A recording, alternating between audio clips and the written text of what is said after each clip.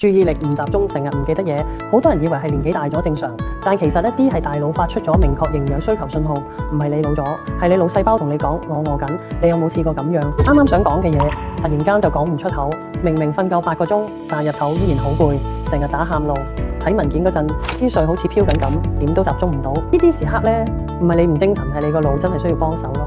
咁點解會咁？因為我哋個腦從20歲開始就已經行落坡，40歲之後每一日都有成10萬個腦細胞自然凋亡。呢個數字呢，聽落好誇張，但係真實發生緊。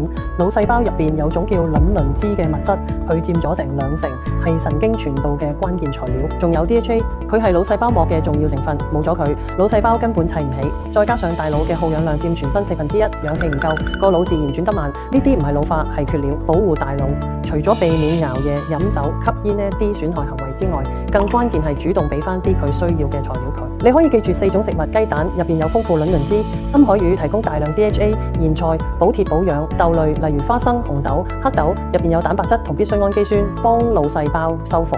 呢4樣嘢咧唔使特登煮，日常餐盤入邊咧有意識加翻少少就得。從今日開始，記住呢4樣大腦最中意嘅食物，唔係為咗治病，係為咗俾個腦有料去修復佢自己。腦細胞每日都會少，但係養護可以每日都做。